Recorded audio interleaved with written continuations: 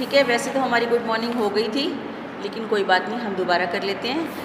आज का हमारा जो टॉपिक है वो लास्ट टॉपिक है पर्सनैलिटी डेवलपमेंट। ठीक है, नाम से ही आपका क्लियर हो रहा है टॉपिक पर्सनैलिटी, व्यक्तित्व क्या होता है, व्यक्तित्व का विकास। तो आज हम करेंगे इसका मीनिंग क्या है और इसके कैरेक्टरिस्टिक्स। ठीक है, अगर मैं आपसे जनरल बात करती हूँ कि क्या होता है पर्सनैलिटी, कोई बच्चा बताएगा personality, what is the meaning of personality. हाँ जी, व्यक्तित्व क्या होता है बताइए। हाँ जी, एनी पर्सन, जोर से बोलो बेटा। वेरी गुड, ठीक है, बैठ जाइए। देखिए, हम व्यक्तित्व जो हमारा होता है उसमें हम जो बच्चे ने बताया है आंतरिक और बाहरी गुणों का, उसमें क्या होता है, मेल मिलाप होता है। ठीक है, अगर हम बात करते हैं व्यक्तित्व का विकास, पूरी पर्सनैलिटी डेवलपमेंट, जैसे मैंने आपको पहले भी किसी क्वेश्चंस में जस्ट आया था, तो पर्सनैलिटी डेवलपमेंट के लिए आजकल बच्चों को कोर्सेज भी करवाए जाते हैं। ठीक है, उसमें पूरा व्यक्तित्व का विकास, कि व्यक्तित्व का खाली सिर्फ चेहरे से सुंदर होना, व्यक्तित्व का सुंदर होना नहीं होता। ठीक है, उसके गुणों से, व्यक्ति किस चीज़ से सुंदर होता है, अपने गुणों से। ठीक है, जो उसके अंदर बोलने का ढंग है, ठीक है, बात करने का ढंग है, बड़ों के रिस्पेक्ट करने का ढंग है, मैनरफुल है। ठीक है, मान लीजिए कोई शक्ल से बहुत सुंदर है और बोलता है, बोलने के मैनर्स नहीं है, तो क्या वो सुंदर है? नहीं। ठीक है, तो कहने का मतलब आपके गुणों से भी हम, खाली देखने में सुंदर होना सुंदर नहीं होता, सुंदरता नहीं होता। व्यक्ति अपने गुणों से, कि अपनी पर्सनैलिटी से, उसमें किसी भी चीज़ की कोई कमी नहीं होनी चाहिए, वो होता है आपका पर्सनैलिटी। ठीक है, अब हम बुक्स के अकॉर्डिंग करेंगे कि मीनिंग क्या है। शिक्षा मनोवैज्ञानिक क्या होते हैं, जो हमारे मानव व्यवहार का अध्ययन करते हैं, जो हमारे शिक्षा साइंटिस्ट होते हैं, जैसे साइकोलॉजिकल, आजकल पता है डॉक्टर्स भी होते हैं ना साइकोलॉजिकल, जो हमारे साइको के बारे में जानकारी रखते हैं। ठीक है, तो मानव क्या है, हमारा जो शिक्षा मनोविज्ञान है, मानव व्यवहार का ही अध्ययन करता है। और व्यवहार कैसा होगा, हर व्यक्ति का व्यवहार क्या होता है, चेंज होता है। किसी व्यक्ति का कैसा होता है, किसी व्यक्ति का कैसा होता है। तो जैसे कोई भी व्यक्ति जैसा व्यवहार करेगा, उसका व्यक्तित्व वैसा ही प्रकट होगा। हम मान लीजिए पड़ोस में किसी के घर जाते हैं, तो हम क्या कहेंगे, उस आंटी ने हमसे अच्छे से बात की, तो हम कहेंगे बहुत अच्छी आंटी है। अगर कोई कहेगा जाओ जाओ अपने घर जाओ, हमारे घर आने की ज़रूरत नहीं है, ठीक है, तो क्यों आप हमारे घर आए। मान लीजिए फॉर एग्जांपल कोई बच्चा भी बोल देता है, कुछ कह देते हो, हम क्या कहेंगे, उनके व्यवहार में अच्छा नहीं है उनका व्यवहार। ठीक है, तो इसमें क्या है, आपका जैसा व्यवहार करेगा उसका व्यक्तित्व भी वैसा ही प्रकट होगा। ठीक है, तो प्रत्येक समाज और स्कूल के बच्चों का जो व्यक्तित्व है वो उसके विकास में रुचि लेते हैं। और जो स्कूल का मुख्य उद्देश्य क्या होता है, खाली बच्चों को पढ़ाना नहीं होता, बच्चों की पर्सनैलिटी डेवलपमेंट करना होता है। यहाँ सिर्फ आप बुक्स पढ़ने में ही नहीं आते हो, सिर्फ अपना कोर्स करके चले जाते हो, नहीं, आपको पता है यहाँ पे हमने कैसे बैठना है, कैसे टीचर से बात करनी है, कैसे फ्रेंड से बात करनी है, किस ढंग से हमें अनुशासन में, डिसिप्लिन में बैठना, तो ये सब आपका क्या है, व्यक्तित्व। ठीक है बेटा, तो इसमें आप डेफिनेशन उसके अकॉर्डिंग कर सकते हो, आप राइटर्स के अकॉर्डिंग कर सकते हो। वैसे अगर हम बात करते हैं तो अंग्रेजी भाषा के जो व्यक्तित्व है, ये शब्द अंग्रेजी भाषा के पर्सनैलिटी शब्द से लिया गया है। ठीक है, अंग्रेजी में क्या कहा जाता है, पर्सनैलिटी। तो पर्सनैलिटी शब्द कहाँ से लिया गया है, लातीनी भाषा के परसोना से लिया गया है, परसोना, जिसका अर्थ क्या होता है, मुखौटा। ठीक है, मुखौटा मतलब एक तरह से नकली चेहरा, क्योंकि हमें किसी के शक्ल देखने से हमें उसके व्यक्तित्व की जानकारी नहीं होती। ठीक है, अगर हम बात करते हैं फॉर एग्जांपल, कई बार हम लड़की देखने जाते हैं या लड़का देखने जाते हैं, वो हम देखते हैं, शक्ल से देखते हैं, उसका चाल चलन देखते हैं, लेकिन ये तो नहीं पता होता अंदर से वो कैसे है। वो बाद में जब हमारे साथ व्यवहार करती है फिर पता चलता है कि लड़का कैसा है और लड़की कैसी है। बाद में पूछते हैं ना रिश्तेदार, कहते हैं बहू बहुत अच्छी है, बहुत अच्छे से बोलती है, और निकम्मी आती है तो कहेंगे, अगर पता होता ना तो और कोई देख लेते हम। ठीक है, कहने का मतलब जो व्यक्तित्व है ये क्या है, परसोना से बना है, जिसका मतलब क्या होता है, नकली या मुखौटा, नकली चेहरा। ठीक है बेटा, उसके बाद आप जो बाहरी गुण है इसको प्रभावित करते हैं हमारे, व्यक्ति को क्या करते हैं, बाहरी और आंतरिक दोनों ही गुणों से ये प्रभावशाली माना जाता है, लेकिन जो व्यक्तित्व होता है उसके अनेक अपनी अपनी जो डेफिनेशंस है, कोई किसी के अकॉर्डिंग मानता है, कोई किसी के अकॉर्डिंग मानता है। उसके बाद हम करेंगे राइटर्स के अकॉर्डिंग डेफिनेशंस। बहुत सारे राइटर्स के अकॉर्डिंग दे रखी है, आपको जो भी राइटर्स ठीक लगता है आप उसके अकॉर्डिंग उसकी डेफिनेशन कर सकते हैं। कैटल के अनुसार, कैटल के अकॉर्डिंग क्या है, व्यक्तित्व जो किसी विशेष परिस्थिति में जो भी कार्य करता है उसका प्रतिरूप ही व्यक्तित्व कहलाता है।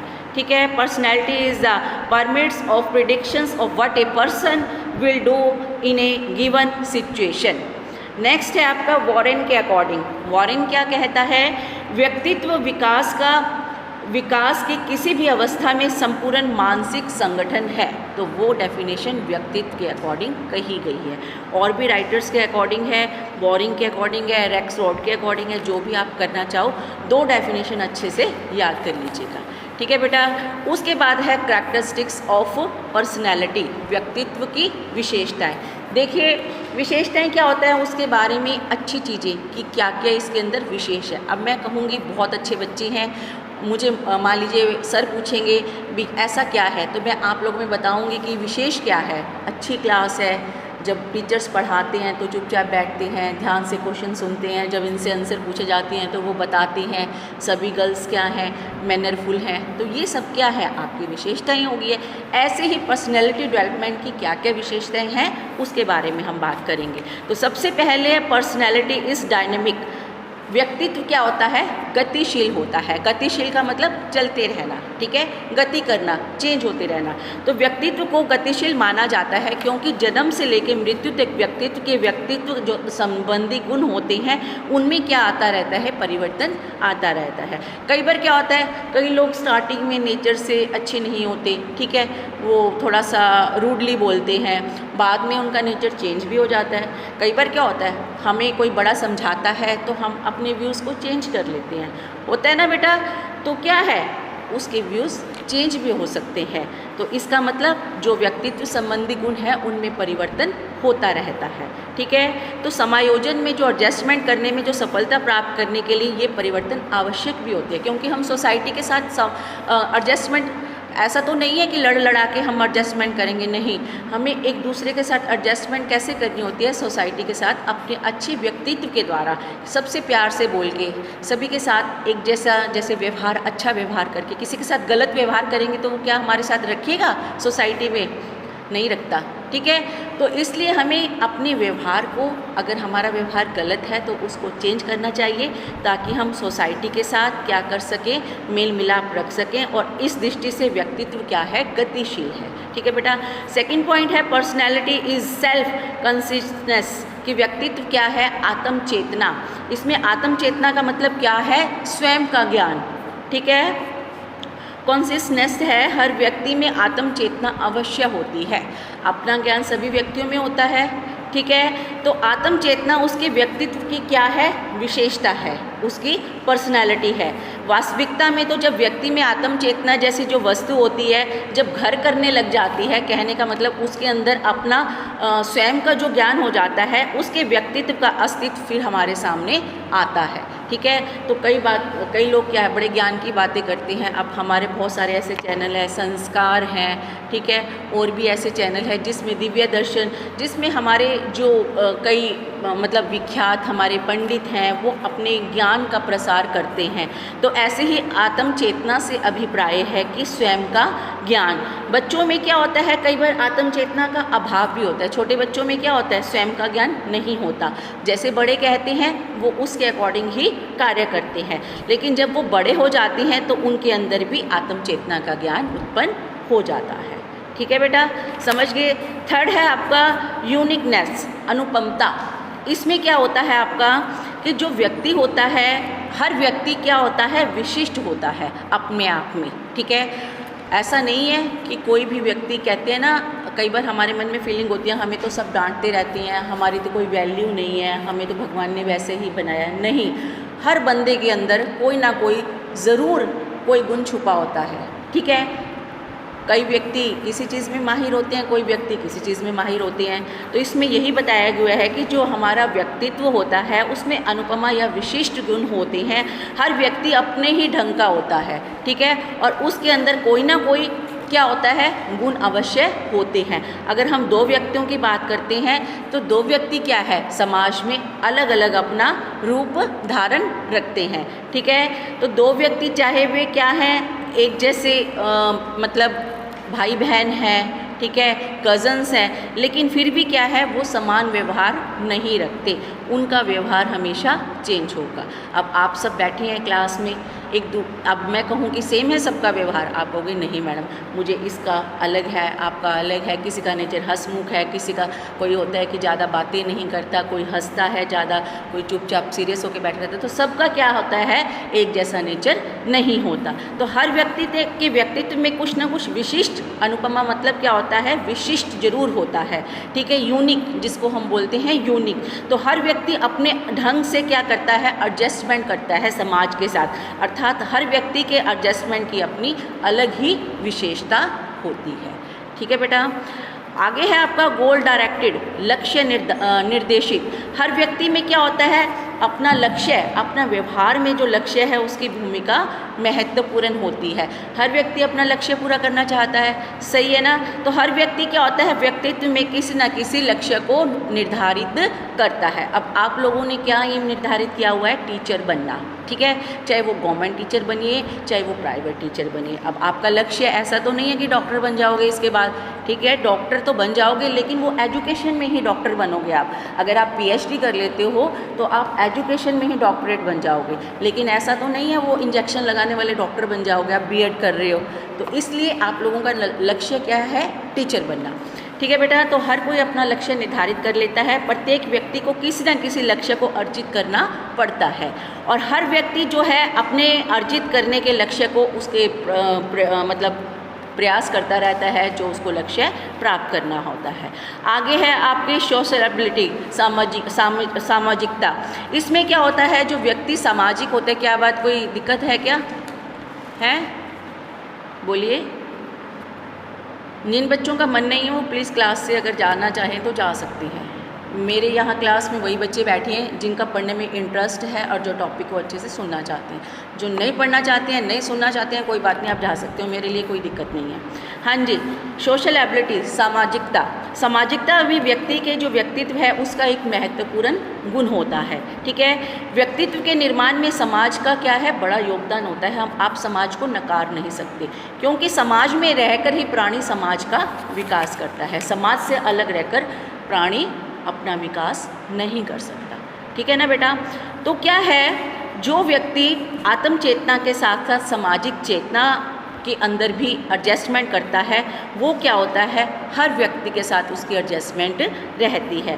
तो कहने का मतलब है आपका कि सामाजिकता की प्रक्रिया में व्यक्ति को गुजरना पड़ता है और हर व्यक्ति को सामाजिक परिपक्वता को अपनाना पड़ता है। तो हम समाज में रहकर ही समाज के साथ अपना कार्य कर सकते हैं। जैसे अगर हमारे लिए समाज सही है, मान लीजिए हमारे समाज में हमारे साथ कोई गलत कार्य करता है, तो हम किसका सहारा ले सकते हैं, कानून का सहारा ले सकते हैं, ठीक है ना बेटा। लेकिन हमें भी सामाजिक बनना पड़ेगा, हम समाज से अलग रहकर नहीं अपना कार्य कर सकते। उसके बाद है एबिलिटी ऑफ एडजस्टमेंट। एबिलिटी क्या होती है, समायोजन, समायोजन की योग्यता। देखिए, व्यक्ति और समायोजन का आपस में गहरा संबंध है, रिलेशन है, क्योंकि जो पर्यावरण के अनुसार क्या होता है, स्वयं को ढाल लेना, एनवायरनमेंट के अकॉर्डिंग अपने आप को ढाल लेना व्यक्तित्व कहलाता है। मान लीजिए आप घर में एसी में रहते हो, ठीक है, कईयों के फास्ट कूलर्स लगे होते हैं बड़े बड़े। अब यहाँ पर क्या है, बच्चे क्लासेस में नहीं होते हैं, कई बार एसी होते भी हैं, नहीं भी होते हैं, बड़े बड़े कूलर्स भी नहीं होते हैं, घर में हमारी बहुत सारी फैसिलिटी होती है। तो यहाँ पर क्या है, एडजस्टमेंट करना एटमॉस्फेयर के अकॉर्डिंग, ठीक है। फिर भी आप पढ़ रहे हो, बैठ के शांति से बैठे हो, डिसिप्लिन में बैठे हो, तो आप एडजस्टमेंट कर रहे हो। यही मतलब है इसका कि जो व्यक्तित्व होता है उसका मतलब क्या होता है, एडजस्टमेंट करना समाज के अकॉर्डिंग, ठीक है बेटा। तो हर व्यक्ति को हर प्रकार का वातावरण के साथ जो भी एडजस्टमेंट है वो करना पड़ता है, चाहे वातावरण हमारा आंतरिक हो चाहे वातावरण हमारा बाहरी हो, ठीक है। नेक्स्ट है आपका कंसिस्टेंसी, निरंतरता। इसमें वुडवर्थ हैं हमारे जो राइटर हैं, उन्होंने क्या कहा है, निरंतरता जो है व्यक्तित्व की महत्वपूर्ण विशेषता है। ठीक है, consistency is a important characteristics of personality, क्योंकि वातावरण के साथ निरंतर समायोजन को ही हम क्या कहते हैं, अच्छा व्यक्तित्व कहते हैं। जो बच्चा या जो पर्सन वातावरण के साथ एडजस्टमेंट कर लेता है वो क्या है, अच्छा व्यक्तित्व वाला है। कई बार कहेंगे हम किसी के घर मान लीजिए जाते हैं, वहाँ पर सुविधाएं नहीं होती, ठीक है, गर्मी में पंखा लाइट चली जाती है, तो कई बार ज़रूरी तो नहीं है हर लोगों के घर वो लगा हो, इन्वर्टर लगा हो, या जो आपका उसको बोलते हैं कि क्या बोलते हैं, जनरेटर, हाँ जी, तो ज़रूरी तो नहीं होता कि हर के घर लगा हो। तो हम क्या है, किसी के घर जाए, जहाँ पर जैसा उनके अकॉर्डिंग का वातावरण है उसके अकॉर्डिंग अपने आप को ढाल लेना। अगर हम कहेंगे हाय हमें गर्मी लग रही है, इनके घर तो ये नहीं है, इनके घर तो वो नहीं है, तो वो आपका अच्छा व्यक्तित्व नहीं कहलाएगा। ठीक है बेटा, तो अच्छा व्यक्तित्व वही है जो वातावरण के अकॉर्डिंग, एटमॉस्फेयर के अकॉर्डिंग, समायोजन के अकॉर्डिंग अच्छा उसको अपने अंदर ढाल लेना। ठीक है बेटा, तो व्यक्ति के व्यवहार में क्या है, निरंतरता, जो कॉन्टिसेंसी होती है उसका होना अच्छे व्यक्ति का संकेत है। तो यदि उसके व्यवहार में निरंतरता का अभाव है तो वो उसका व्यक्तित्व दोषपूर्ण माना जाएगा। अगर उसके अंदर इसका जो निरंतरता का अभाव नहीं है तो उसका करैक्टर अच्छा माना जाएगा, उसका व्यक्तित्व अच्छा माना जाएगा। ठीक है बेटा, उसके बाद है आपका परसिस्टेंसी, दृढ़ता। अपने जैसे कई व्यक्ति होते हैं अपने कार्य में दृढ़ रहते हैं कि हमने ये कार्य करना ही करना है। अब मान लीजिए आप लोगों ने क्या करना है, आपने दृढ़ता की है कि हमने बीएड में अच्छे नंबर लेने ही लेने हैं। ठीक है बेटा, तो क्या है, अच्छे व्यक्तित्व की एक विशेषता क्या है, दृढ़ता। ठीक है, तो हमारी जो समाज में सफलता अर्जित करने के लिए दृढ़ता का होना भी बहुत ही ज़रूरी है। बिना दृढ़ता के हम कोई भी कार्य, कोई भी व्यक्ति सफल नहीं हो सकता, क्योंकि अपने अंदर दृढ़ निश्चय करेंगे तभी हम अपने कार्य में सफल होंगे। नेक्स्ट क्वेश्चन है, नेक्स्ट पॉइंट है आपका फ्लेक्सिबिलिटी। फ्लेक्सिबिलिटी क्या होती है, लचीलापन। जैसे आप लोगों का संविधान, हमारा जो भारत का संविधान है कैसा है, फ्लेक्सिबल है, टाइम के अकॉर्डिंग इसमें चेंजेस हो जाती हैं। ठीक है बेटा, ऐसा तो नहीं कठोर है, ठीक है कठोर भी है लेकिन लचीला भी है कि अगर हम समाज में कोई नई चीज़ें, टेक्निक्स आती हैं, नया सिलेबस आता है, उसके अकॉर्डिंग मान लीजिए जैसे हम अपना चेंज करते हैं सिलेबस के अकॉर्डिंग, कई बार 2-3 साल बाद हमारा सिलेबस भी बदल दिया जाता है, ऐसे ही हमारा संविधान क्या है, लचीला है। उसमें जो भी प्रावधान है अगर बदलने लायक है तो उनमें चेंजिंग हो जाती है। ठीक है बेटा, तो व्यक्ति को अपने वातावरण और अपने अंतर जो शक्तियाँ हैं उसके साथ संघर्ष करना पड़ता है, और इस संघर्ष के परिणाम स्वरूप जो भी हमारा व्यक्तित्व होता है उसमें हम बदलाव ला सकते हैं। मान लीजिए किसी का व्यक्तित्व कई बार अच्छा नहीं होता, कोई बोलने में, चालने में, तो उसको हम चेंज कर सकते हैं, अपना व्यक्तित्व को अच्छा बना सकते हैं, जिसके कारण व्यक्तित्व की जो प्रकृति है वो गतिशील रहती है और व्यक्तित्व का हमेशा परिवर्तन और सुधार होते रहना चाहिए। अगर अब हमारा व्यक्तित्व, कई बार क्या होता है, अभी भी हम कई बार गुस्सा कर देते हैं पेरेंट्स के ऊपर, अपने बड़े भाई बहनों के ऊपर, तो हमें ऐसा नहीं करना चाहिए। हम अपने व्यक्तित्व में सुधार कर सकते हैं, फ्लेक्सिबिलिटी बदल सकते हैं, चेंज कर सकते हैं। ठीक है बेटा, उसके बाद है इंटीग्रेशन, एकीकरण। जो व्यक्तित्व का ज्ञान है वो भावनाओं और क्रिया तीनों ही आपस में ये एकीकृत इसमें होते हैं। ठीक है, ज्ञान है, भावना है और क्रिया है, तो इन्हें एक दूसरे से जुदा हम नहीं कर सकते, इन चीज़ों तीनों भावों को। तो कहने का मतलब क्या है कि जो व्यक्तित्व है हमारा संपूर्ण इकाई के रूप में कार्य करता है, एक इकट्ठा होकर यूनिटी के रूप में। ठीक है बेटा, वास्तव में व्यक्तित्व व्यक्ति की सभी शक्तियों के आपस में एकीकरण करता है कि एक यूनिटी में रहता है। नेक्स्ट है आपका strong will power. Strong will power का मीनिंग सभी बच्चे समझते हैं कि अपने आप के अंदर बोल्ड रहना, स्ट्रॉन्ग विल पावर। कई बार क्या होते हैं, हम बीमार हो जाते हैं पेपरों के दिनों में, अगर हम बीमार सोचते रहेंगे हाय हम बीमार हैं, हम कैसे पढ़ें, तो हम क्या है, पढ़ नहीं पाएंगे। अगर हमारे अंदर स्ट्रॉन्ग विल पावर होगी, हम ये सोचेंगे कोई बात नहीं, क्या हो गया, बुखार है, चला जाएगा धीरे धीरे, हम तो अपनी पढ़ाई करेंगे क्योंकि हमारे पेपर पास हैं।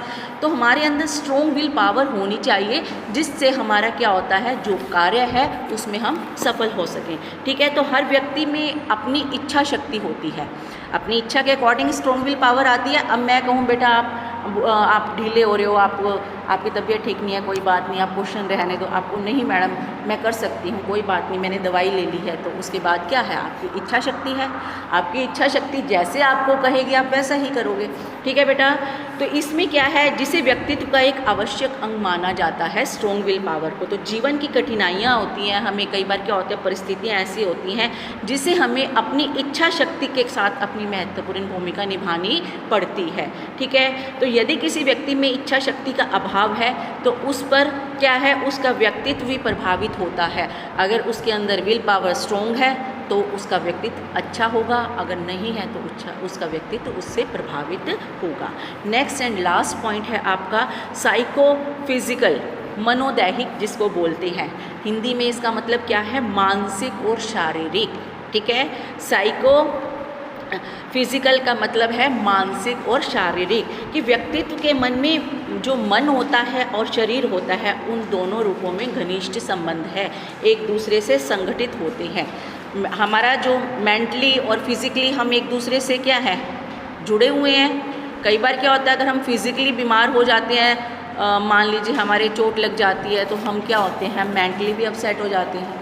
कई बार हम मेंटली अपसेट हो जाते हैं, बॉडी हमारी सही है लेकिन फिर वो अपसेट हो जाती है, हम ऐसे हो जाते हैं। हमें मान लीजिए कोई टेंशन हो जाती है किसी भी चीज़ की, तो हम फिज़िकली भी क्या होते हैं, ऐसे गिरे गिरे से रहते हैं, हाय नहीं हमें इस चीज़ की टेंशन हो रही है, हमारी तबीयत ठीक नहीं है, मुझे ऐसा लग रहा है बुखार चढ़ रहा है। तो कहने का मतलब मेंटली और जो हमारा फिज़िकली है ये एक दूसरे से क्या है, संबंध है इनका। तो व्यक्ति की प्रत्येक जो क्रिया होती है मनोदैहिक होती है, मानसिक और शारीरिक उससे रिलेटेड होती है। तो मन शरीर से अलग रहकर स्वतंत्र रूप से कार्य नहीं कर सकता और ना ही शरीर मन से अलग रहकर कार्य कर सकता है। तो दोनों में क्या होनी चाहिए, एडजस्टमेंट। तो मेंटली और फिजिकली दोनों रूप से हमें फिट एंड फाइन होना चाहिए, तभी हमारा व्यक्तित्व क्या होगा, सही होगा, आकर्षक होगा। तो आज के लिए इतना ही, थैंक यू।